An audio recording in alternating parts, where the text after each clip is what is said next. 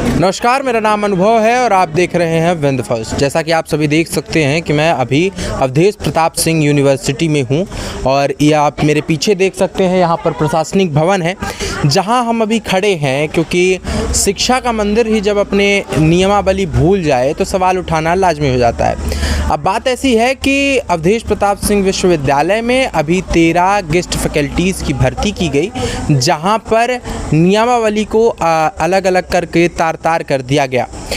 सवाल ये उठ रहे हैं कि अब जो 13 भर्ती हुई है वो नोटशीट में कर दी गई और अपने चहेतों को ये जो भी भर्ती निकाली गई वो बांट दी गई। अब इन 13 भर्तियों के ऊपर उदय मिश्रा आईटीआई एक्टिविस्ट ने सवाल उठाया और सवाल के घेरे में रखा यूनिवर्सिटी को और उनसे सवाल किया कि ये जो भर्तियां हुई हैं क्या यूजीसी के गाइडलाइन के अंतर्गत हुई हैं।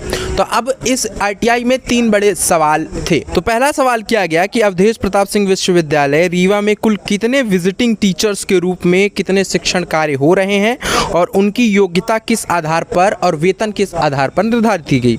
जिसके बाद जो अवधेश प्रताप सिंह विश्वविद्यालय है उसके द्वारा ये जवाब दिया गया कि 13 विजिटिंग फेलो काम कर रहे हैं और उनकी योग्यता आदि जानक संबंधित पाठ्यक्रम के प्रभारी आचार्यों के पास है और हर एक जो विजिटिंग टीचर है उसकी जो सैलरी है वो हर एक पीरियड की 400 निर्धारित की गई है। फिर दूसरा सवाल ये किया गया कि वर्ष 2024 और 25 तक अतिथि विद्वान के वेतन के विजिटिंग शिक्षण का कार्य करने वालों को कितना मानदेय दिया जाता है उसकी जानकारी दी जाए। तो 400 रुपये प्रति पीरियड दिया जाता है और अधिकतम 1200 रुपये दिया जा सकता है। जी विश्वविद्यालय की तरफ से जवाब दिया गया। अब तीसरा सवाल आरटीआई एक्टिविस्ट उदय मिश्रा ने किया कि विजिटिंग शिक्षण के कार्य हेतु क्या विज्ञापन जारी किया गया, अगर किया गया तो क्या उसकी प्रमाणित प्रति दें। तो अब विश्वविद्यालय की तरफ से ये जवाब आता है कि विजिटिंग शिक्षण के कार्य हेतु समक्ष अनुवादन प्राप्त किया जाता है लेकिन किसी भी तरह का विज्ञापन कार्यवाही नहीं होती है। लेकिन यूजीसी की गाइडलाइन कहती है कि अगर किसी भी गेस्ट फैकल्टी का भी अगर उसको शिक्षण संस्थान में लिया जा रहा है और तो उसके लिए भी जो भी मानक निर्धारित हैं वो रेगुलर फैकल्टी के ही हिसाब से होंगे। जो नियम रेगुलर फैकल्टी की भर्ती के लिए होते हैं वही जो विजिटिंग टीचर हैं जो गेस्ट फैकल्टी हैं उसके भी भर्ती के लिए वही नियम रहेंगे। लेकिन यहाँ विश्वविद्यालय कहता है कि किसी भी प्रकार का जो क्या कहते हैं विज्ञापन होता है विजिटिंग टीचर के लिए वो अनिवार्य नहीं होता है। तब यहाँ पे सवाल ये खड़ा हो रहा है कि एक तरफ यूजीसी की गाइडलाइन कहती है कि जो रेगुलर टीचर हैं उनके लिए जो मानक स्थापित है वही भी विजिटिंग टीचर्स के लिए भी होंगे, लेकिन विश्वविद्यालय कहता है कि जो विजिटिंग टीचर हैं उनके लिए विज्ञापन नहीं दिया जाता, अनिवार्य नहीं है। तो क्या विश्वविद्यालय यहाँ पर यूजीसी की गाइडलाइन का उल्लंघन नहीं कर रहा? और अभी हम जब यहाँ पर आए, आज शनिवार का दिन है, हम यहाँ जो कुलपति महोदय हैं उनसे मिलने आए, उनसे सवाल के लिए हम जानना चाहते थे कि ये जो 13 फैकल्टीज़ की जो भर्ती हुई है उसके लिए हम जब उनके जानकारी लेने आए तो हमें पता चला कि कुलपति महोदय छुट्टी पर हैं, वो 2-3 दिन बाद आएंगे। तो अब हम यहाँ से प्रस्थान करते हैं और आरटीआई एक्टिविस्ट उदय मिश्रा जी से बात करेंगे और जानकारी प्राप्त करेंगे कि जो 13 विजिटिंग टीचर्स की भर्ती हुई है उनके नज़रिए में ये कितना सही कितना गलत है। तो उदय मिश्रा जी, आपसे ये था कि जो आपने आरटीआई लगाई विजिटिंग टीचर्स जो हैं उनके लिए जब आपने विश्वविद्यालय से सवाल किया कि उनकी योग्यता क्या है और बिना नियमों के, तो क्या आपको जवाब मिला विश्वविद्यालय की तरफ से?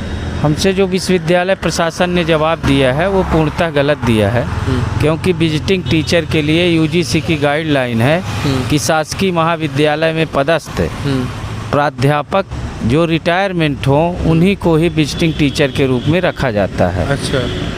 मगर विश्वविद्यालय प्रशासन के कुलगुरु ने अपने चहेते व्यक्तियों की नियुक्ति कर दी।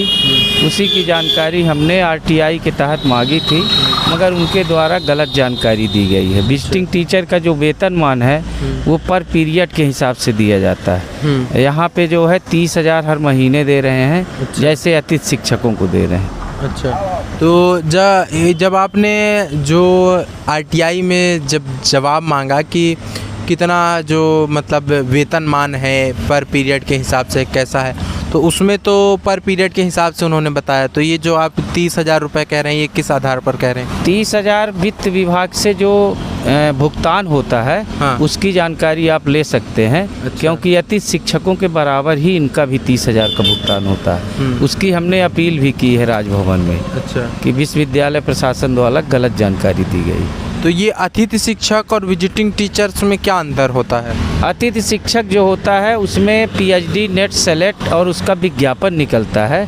पद के विरुद्ध अगर पद खाली है, हमें ज़रूरत है, तो हम अतिथि शिक्षक के रूप में विज्ञापन निकाल के उनकी नियुक्ति कर सकते हैं। विजिटिंग टीचर का भी नियुक्ति के लिए विज्ञापन निकाला जाता है। उसमें यूजीसी में स्पष्ट उल्लेख है कि रिटायरमेंट प्राध्यापक जो शासकीय सेवा से 10 वर्ष का उसको अनुभव हो प्राध्यापक का, उसी को ही आप विजिटिंग के रूप में बुला सकते हैं। अच्छा, मगर ऐसा नहीं हुआ है।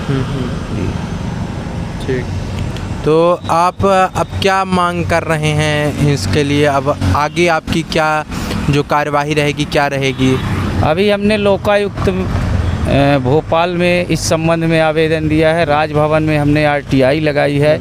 राजभवन में भी कुलगुरु के खिलाफ हमने शिकायत दर्ज कराई है। देखते हैं क्या होता है। तो जैसा कि अभी हमने उदय मिश्रा जी से बात की, उन्होंने बताया कि जो विश्वविद्यालय है वो विजिटिंग टीचर्स की नियुक्ति अपने चहीतों के रूप में कर रहा है, और उन्होंने गेस्ट फैकल्टी और विजिटिंग टीचर्स का अंतर भी बताया कि दोनों अलग अलग चीज़ें हैं, और गेस्ट फैकल्टीज़ के लिए यूजीसी नेट और सेट देना पड़ता है, जबकि विजिटिंग टीचर्स की जो क्वालिफ़िकेशन है उनकी 10 साल उनको जो अनुभव होना चाहिए उसके हिसाब से विजिटिंग टीचर्स की नियुक्ति होती है। और इनका आरोप यह भी है कि विजिटिंग टीचर्स की जो भुगतान है वो पर पीरियड 400 रुपये होना चाहिए, लेकिन जो विजिटिंग टीचर्स को हर महीने वेतनमान दिया जा रहा है 30,000 रुपये।